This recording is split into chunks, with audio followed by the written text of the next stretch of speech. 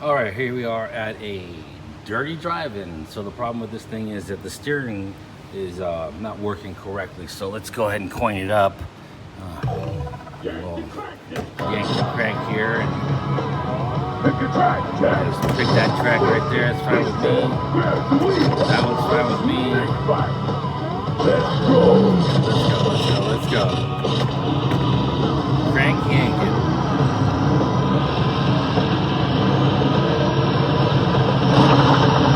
3, 2, 1, go! Start to turn. You can already see that nothing's happening. Turning the steering wheel. Nothing's happening. Before it was spinning around in a circle on its own. Double tap the gas! I can't steer. Slam left! Let's put it into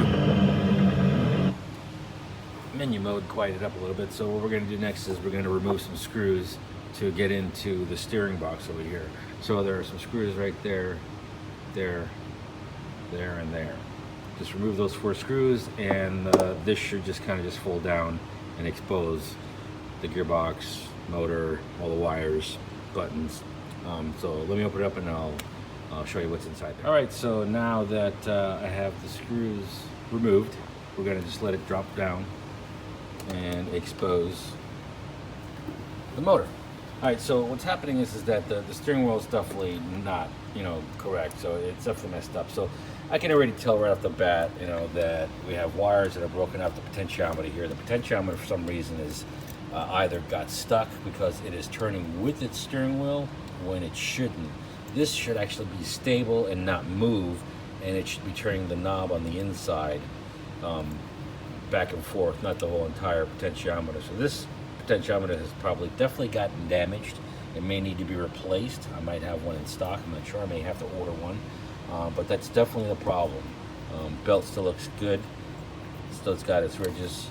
Everything looks pretty good in here. So let's go ahead and let me take this apart and we'll see what's going on. All right, so I have removed the potentiometer. There's a little set screw right there. Just kind of loosen that up, and that will allow you to remove this potentiometer. So as you can see, the potentiometer does have a flat spot on it, so that's where the set screw would sit on. So now that I have it apart, you can see that it is frozen. So I can turn it, but it's not free. So it is definitely a bad potentiometer. I cannot turn it while holding the potentiometer itself. So it definitely needs to be replaced and repaired. So let me go see if I have one in stock, and I will replace it and show you how that's done. If I don't have one in stock, I will have to place one on order, and then when I get it, I will continue this video. So let me go check my stock. All right, so I didn't have one in stock, although potentiometers, as long as it's correct ohm, it should work. The ones I have don't have this little flat spot. For the set screw, a lot of them are just perfectly round and stuff like that, and I really need that flat spot for the set screw. So I didn't have one in stock, so I had to order one. Now that I got it, I got the good one in, and I already installed, I already soldered the wires back on there, I already placed it on there. And this is what I mean. You should be able to turn this bad boy with your fingers with no problem. See how nice and smooth that turns? The other one was just frozen. It was stuck. I took it apart, and it was just no good. So now that I have this all put back together, I'm going to go ahead and install it inside the game and calibrate it and see what happens. Hopefully this fixes the problem. Let's get out there right now. All right, so just a little side note, in the event that you get a little confused or a little lost as to where it goes, where the wires go, where the bracket goes, if you have another one, which you should have two, when you have dirty drive-ins, you should always have 2 of these bad boys, so that way people can race against each other.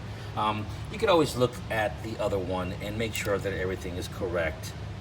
Wire placement, potentiometer placement, where it goes, where it plugs into, all the good stuff. So if you have a whole nother game, you can reference that one to make sure that you put everything back together the same in this one. So let me go ahead and install this potentiometer and I'll start from there. All right, so just so you know what I mean, what I did here was I turned the steering wheel over so the set screw is facing this way.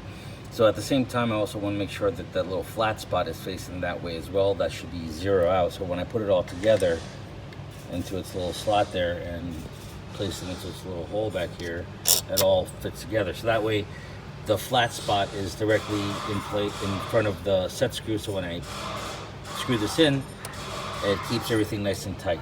So let me go ahead and do that. We'll plug it in and then we'll calibrate and test it. Okay, so the potentiometer is in, the bracket is in, everything. I put one screw in here just to hold the steering wheel up in place.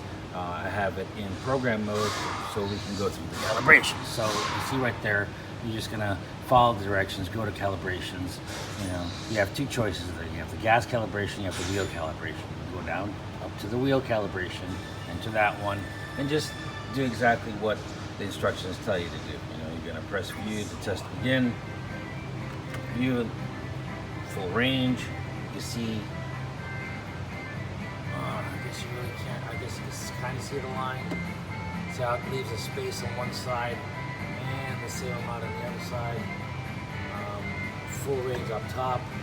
Everything seems to be working fine. so from here you just keep on following the directions. View, calibration finish. You want to go ahead and exit out of this. Exit. I'm going to exit out of this. And then give the game a test to see if it's working. So we're going to point it up. Yank the crank. This is started out. Yank the crank here. Take your time, Chad. Just gonna go ahead and pick it up. Doesn't matter. What you want to drive? That's fine with me. Let's go.